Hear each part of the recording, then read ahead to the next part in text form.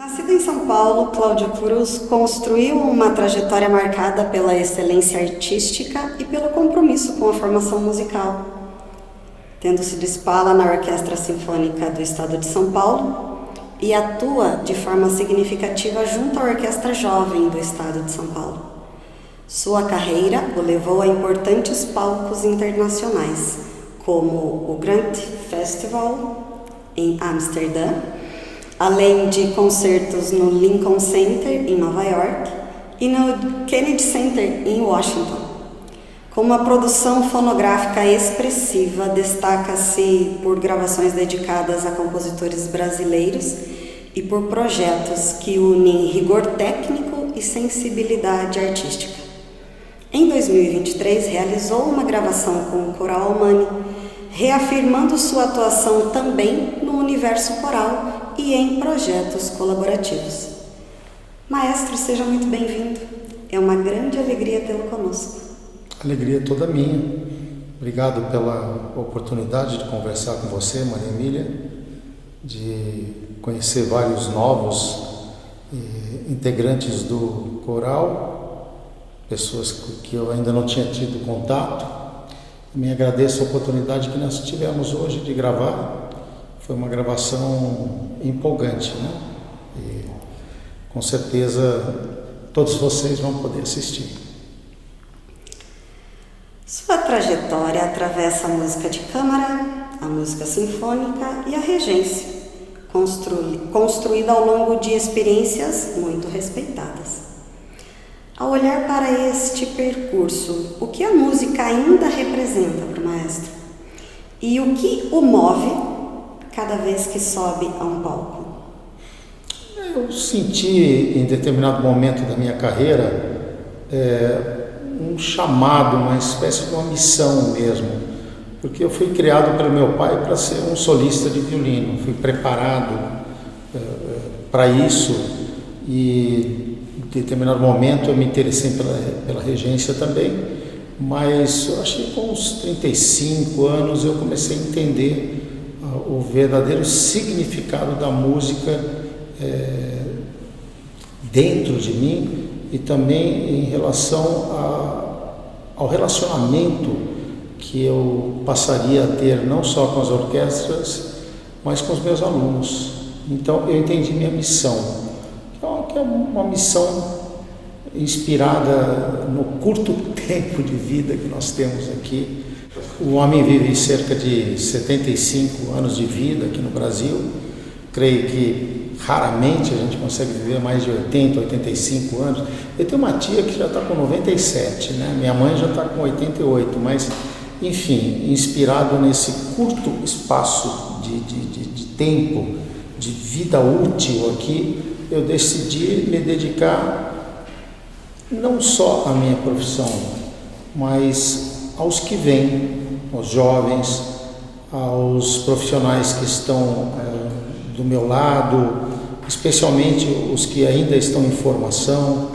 E eu decidi, de uma certa forma, intensificar as atividades que me são mais prazerosas e elencar prioridades. Então, eu estar aqui em Curitiba hoje, gravando com esse coral maravilhoso, essa orquestra maravilhosa, tem tudo a ver com isso que eu estou dizendo, com essa decisão minha. Então, eu me dedico a projetos altamente rentáveis, projetos que envolvem grandes orquestras, regendo, e grandes projetos, óperas, balés, mas eu tenho sempre um olhar a qual é o projeto, qual é o objetivo desse projeto, qual o tema, qual a temática que será desenvolvida durante todas as apresentações, os ensaios, qual é a interação que eu vou ter com músicos e tudo mais. Então, todo esse bastidor é mais importante para mim do que propriamente eu utilizar a música como um veículo para que eu possa ter algum sucesso profissional. Então essa chave eu virei com 35 anos. Eu adoraria ter uma frase que explicasse isso, mas é impossível, é algo um pouquinho complexo mesmo. Você entender de fato para que você nasceu, para que você foi criado, por que você foi inserido na música e de que maneira você deseja terminar a sua carreira profissional, né? Então é um pouco isso, né? Por isso que eu estou aqui. Que ótimo! Para quem está fora do meio musical, o trabalho do regente muitas vezes é apenas técnico. Como que o maestro definiria, de uma maneira bem simples, o papel do maestro dentro de um coral, especialmente quando assume a condução de um grupo já formado, iniciando esse projeto de escuta, de construção coletiva, principalmente com os coralistas?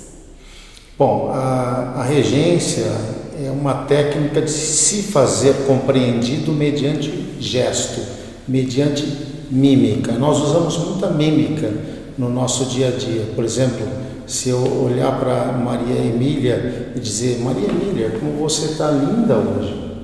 Adorei o seu vestido, adorei a maneira que você se comporta durante essa entrevista. Eu estou fazendo uma mímica que combina com as minhas palavras. Agora, se eu falar: Maria Emília, adorei você, adorei a sua entrevista também a sua roupa é ótima, né? Quer dizer, a mímica está mostrando exatamente o contrário. Então, eu dou aula de regência, né? Então, essa é a primeira aula aqui para vocês.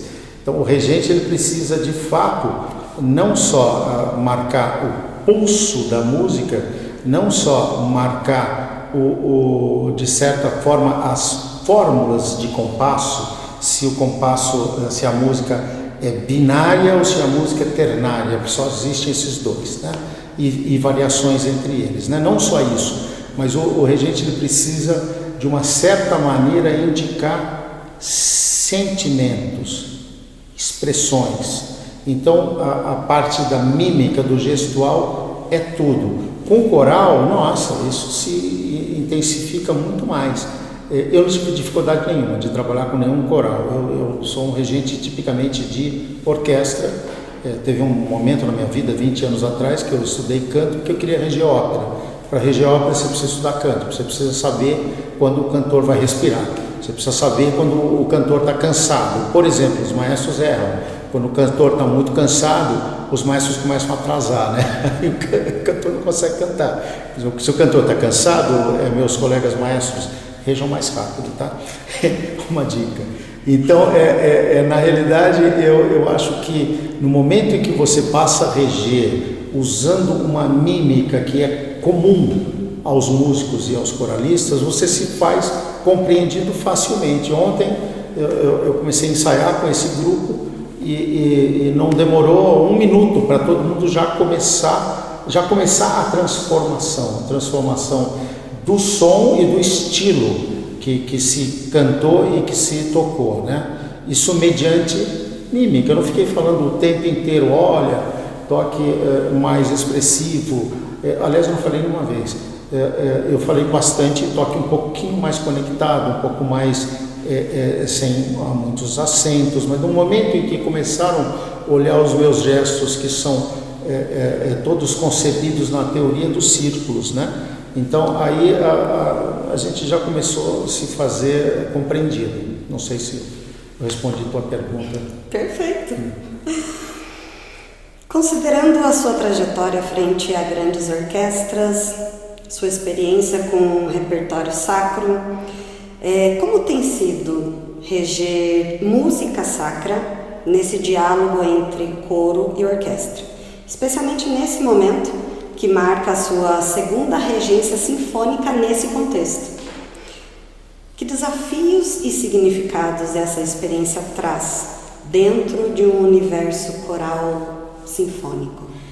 Bom, eu tive várias experiências regendo cantatas e missas de Bach, de Schubert, o Messias de Handel. Eu regi várias vezes a USESP, por exemplo, e também a Orquestra Jovem. Esse ano eu vou reger o Requiem de Brahms, já regi diversas vezes o Requiem de Mozart. Então, a minha relação com a música sacra sempre foi um relacionamento com um repertório mais sinfônico, coral, que palavra que eu uso, mais, digamos, profissional, ou da música erudita, ou da música clássica, como se fala no mundo inteiro, né? E mais recentemente eu tive uma experiência, então, com uma orquestra em São Paulo, de evangélicos, né? E foi a primeira experiência, de fato, regendo hinos evangélicos. Eu já gravei diversos hinos evangélicos, tocando no violino, já gravei com o coral, tocando violino, mas nunca tinha regido. Mas eu não tive não foi nenhuma surpresa, nenhuma dificuldade, nem desconforto. E também nessa gravação não tive nenhum desconforto, nenhuma surpresa e não foi algo novo a reação do coro e da orquestra para mim, porque são músicos. Começou um regente profissional, né, de carreira, chefe de orquestra há 32 anos, então eu já estou muito acostumado. Porém, a parte interessante da resposta tem um diferencial, sim, a emoção, tá? Porque nós que nascemos frequentando igrejas evangélicas, ouvindo os hinos, cantando os hinos, aqueles hinos que grudam na nossa mente, né, e ficam semanas, meses, às vezes anos, um mesmo hino, não só a canção, mas a letra intermitente. Você acorda e vai dormir com aquela música na tua mente. Isso tem um peso, tem um significado dentro da sua psique, né? Então, de certa forma, eu tive que me controlar muito na gravação em São Paulo e também na gravação de hoje com vocês. Eu tive que me controlar bastante para não me emocionar. E como eu falei na frente da orquestra e do coro, nós que regentes, músicos, coralistas, a gente tem que tomar um certo cuidado com a emoção, porque com a emoção não dá para cantar, é impossível, né? Com a emoção também não dá para tocar bem, você vai estar um pouco tenso. Então, por exemplo, no violino você já não vai mais tocar com uma afinação realmente fina. E para reger também, talvez você esteja emocionado e extravasando nos seus gestos a sua emoção, mas você não está conseguindo ouvir o que a orquestra e o coro está produzindo, porque o tempo inteiro eu compenso alguma coisinha aqui ou ali, ou dou estímulos ou não dou estímulo nenhum, só mostro o gesto. Isso, você, Maria Emília, que estava cantando comigo, você viu isso, né? Eu nem sempre estou instigando o tempo, pulso, fluência, ou crescendos, diminuendos, forte, piano, não. Às vezes eu estou mostrando outra coisa, é outra viagem, é um negócio mais extrasensorial, é coisa do coração, que sai do meu coração, vai no de vocês, atinge o coração de vocês e volta para o meu, e aí eu tenho que interagir. Então, o regente, ele não é necessariamente, como diz a palavra, um condutor. Não, ele é eu até brinquei, né? Ele é um vendedor, né? Ele vende o produto e aí ele precisa saber a opinião de quem está comprando esse produto, né? Muito interessante. Como já falamos nisso em 2023, o maestro realizou a gravação com o Coral Almani. Como que foi esse primeiro encontro e o que lhe chamou a atenção no trabalho do grupo? Olha, foi interessantíssimo, porque foi a primeira vez que eu gravei com o coro, a capela, e eu tocando violino. Eu achei que ia dar errado, eu achei que a afinação do coro ia baixar e o tempo inteiro, eu achei que não ia dar certo, a gente não ia conseguir tocar junto. Enfim, eu estava, assim, de certa maneira, bastante receoso, vamos dizer assim, é a melhor palavra para definir. Mas foi uma delícia, eu adorei, e foi igualmente emocionante. Eu me lembro que foi um dia que eu tive que segurar muito a minha emoção, e foi uma festa, né? Porque não só este coro, mas especialmente este coro, são constituídos por pessoas maravilhosas, pessoas muito queridas, muito agregadores, e todos participam, e você vê no brilho dos olhos de todos, né, a interatividade e o interesse, sobretudo, né? Então é emocionante trabalhar com vocês. Vocês são um grupo muito especial. Obrigada. Eu fico lisonjeada. Em nome do Coral Humano. Essa vivência da gravação que acabamos de fazer, na sua visão, o que muda quando a música deixa o espaço do ensaio e passa a ser registrada para permanecer? Olha, ela atinge um número assim absurdo de pessoas, e o feedback que eu tenho no meu Insta 21 mil, 22 mil seguidores, né? E na medida do possível eu procuro atender todo mundo, né? Que me escreve, não os comentários, né, gente? Não dá para interagir a todos os comentários. Eu, no máximo, eu boto coraçãozinho lá, né? Vocês sabem. E isso é o que dá para fazer. Mas as pessoas que me procuram, as pessoas que escrevem alguma coisa que me toca, eu procuro interagir, e eu vejo que é uma maneira maravilhosa que nós temos de atingir as pessoas, de emocionar as pessoas. Aí agora eu peço licença para eu filosofar um pouquinho, que nós vivemos um momento muito triste, não necessariamente muito diferente dos que nós já vivemos nos últimos 3.000 anos ou até mais, mas é um momento que o mundo continua ainda cheio de guerras, povos soltando bombas em outros. Então é um momento muito triste. Eu sinto muita tristeza vendo isso, vendo as pessoas não se aceitando, os povos não se aceitando. Aqui mesmo no Brasil, né, essas disputas né, de políticas, religiosas e sociais, eu vejo isso com muita tristeza. Então, de certa forma, eu acho que parte da minha missão é emocionar as pessoas, é que as pessoas tenham, que seja um minuto ouvindo um pouquinho desses hinos que a gente gravou, e que nesse minuto vocês parem de pensar coisas inadequadas, parem de ter ódio no coração. Quem sabe durante esse minuto que vocês estiverem ouvindo esses nossos hinos, que foram gravados por pessoas que estavam naquele momento com o coração completamente em devoção à nossa fé. Mesmo você que não tenha fé e vai ouvir esse minuto, veja como é possível estarmos em união, veja como é possível todos nós juntos tocarmos e cultuarmos, que seja uma viagem na cabeça de alguns, mas que paz, que comunhão entre nós. E que texto lindo, que só fala de coisas belas, de esperança, né?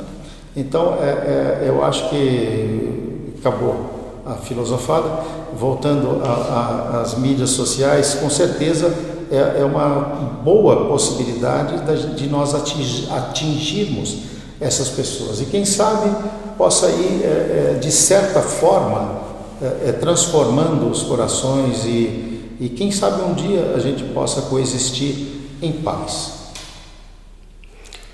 Transformar coração e mente, né? Já que a mente hoje em dia está bem doente. Gravação. Você sabe que envolve um esforço coletivo desde a preparação até a execução.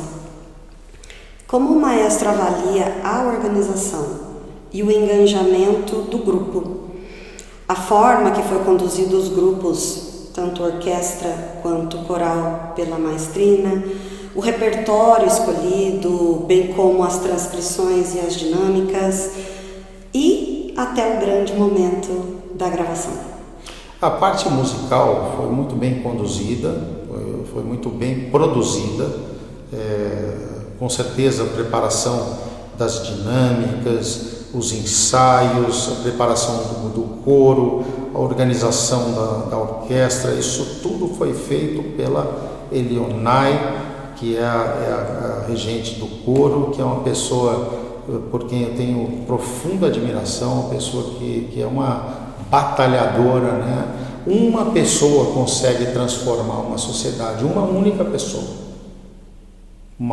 pessoa bem intencionada, ela consegue transformar uma comunidade, ela consegue criar um coral, ela consegue fazer com que esse coral faça, né, todas as atividades sociais que vocês fazem, envolve não só cada um dos coralistas, mas suas famílias. Então é só fazer conta, né? Quantos são os coralistas? Quantas pessoas estão envolvidas, né, em familiares e tudo mais? E qual é a ação do coro? Coloca tudo isso aí em estatística, você vai ver quanto que uma pessoa como a Elionai consegue transformar aqui em Curitiba, né? Então o trabalho dela foi excepcional e sempre foi, e novamente foi dessa vez, né? Sobre a gravação, é mais que isso. Essa é a parte principal da organização, mas precisamos de um local, um teatro, precisamos de uma logística, tem o alimento, porque o ser humano não pode ficar 5 horas trabalhando sem se alimentar, sem tomar água, enfim, de certa forma precisa se hidratar. Nosso corpo é feito de grande porcentagem de água, enfim. Então todo esse processo também envolve organização, novamente, Elionai e os seus apoiadores, porque uma pessoa sozinha também não consegue dar conta de tudo isso. Então ela teve apoiadores, pessoas que apoiaram financeiramente, pessoas que apoiaram com trabalho físico, pessoas que deram apoio moral também no momento em que ela tem algum tipo de sei lá, às vezes bate um desânimo, né? Ela não me falou isso não, mas eu imagino que ela pode ter tido em algum momento alguma sensação de que, ai meu Deus, no que eu me meti, é o tamanho que isso tá tomando, né? E finalmente tem um outro lado, que agora eu olho aqui para a câmera, mas para quem está atrás da câmera, se você não tem um super profissional para filmar, todo esse trabalho não terá um registro condizente. O que vocês vão assistir no YouTube, no Instagram, não será assim fidedigno, ou não será comparável ao que de fato nós vivenciamos hoje. Agora, com o Jean e a esposa dele, a Cláudia, eu já tive essa experiência com eles lá em São Paulo, e tenho certeza que se ficar próximo do que foi em São Paulo, vocês vão amar o resultado, porque isso é importante, gente. Eu já gravei mais de 60 álbuns e nossa, se for falar de vídeos, incontáveis, e eu sempre busquei bons profissionais, e isso é muito importante para nós. É importante que o nosso trabalho seja registrado com propriedade.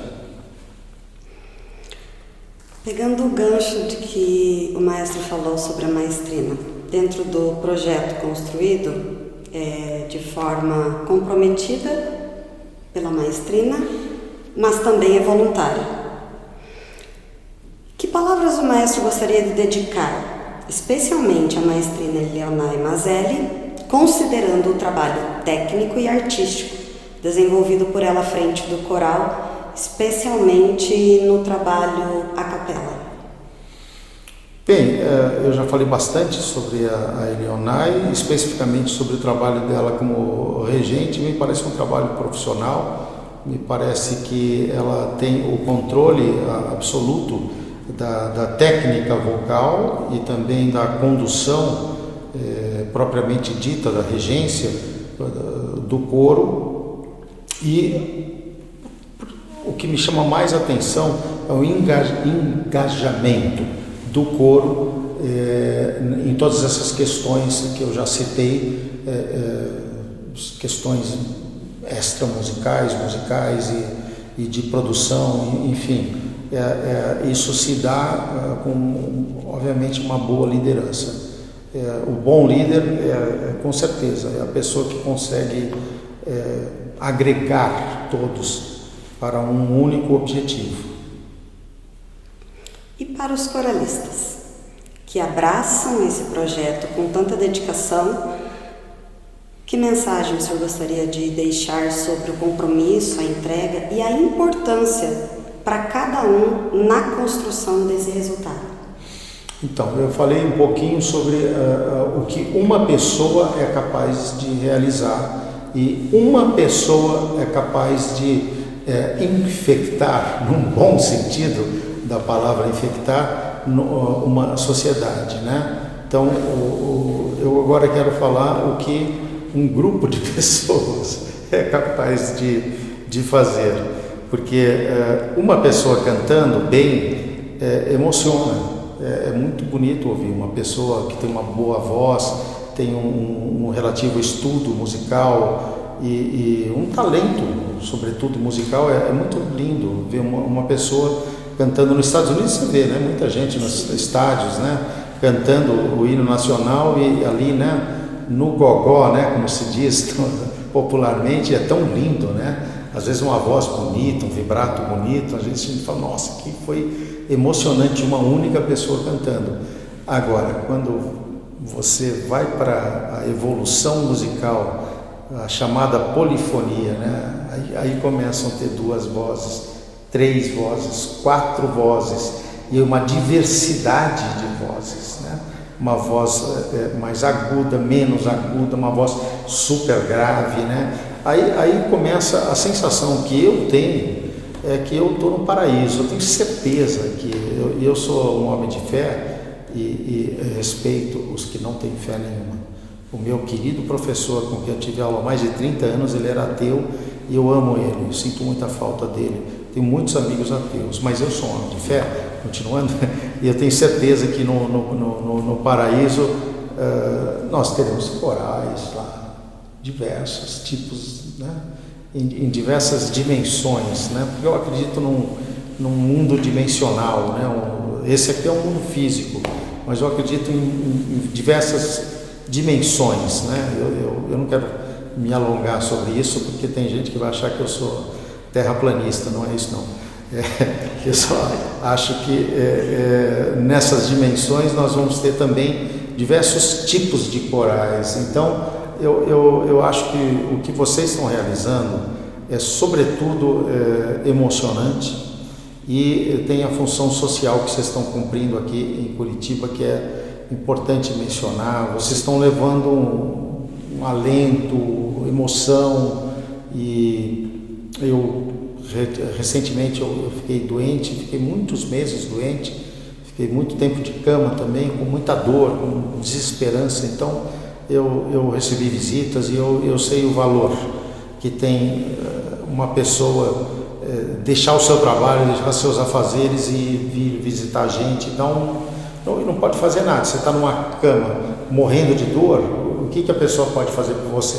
Nada. Mas o fato dela ir lá e falar, puxa vida, eu sinto muito que você esteja passando por isso, vai passar. Tenha fé que é um momento e vai passar. Isso é um alento para uma pessoa que está com tanta dor que nenhum remédio, nem morfina é capaz de resolver né, essa dor. Então, o que pode te deixar com um pouquinho mais de esperança?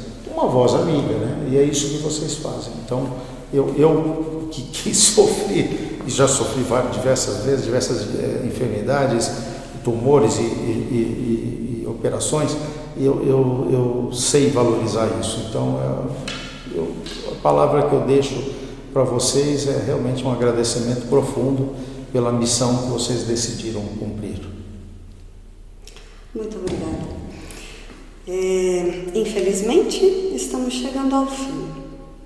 Pô, foi longo, já falei eu agradeço a todos, mas eu gostaria de agradecer, maestro, por essa entrega sua, a sua sensibilidade, pela sua escuta e a sua arte. E dizer que foi um prazer inenarrável tê-lo conosco. Tá bom, o prazer foi todo meu. Façam sempre assim, me convidem que eu venho. Muito obrigada.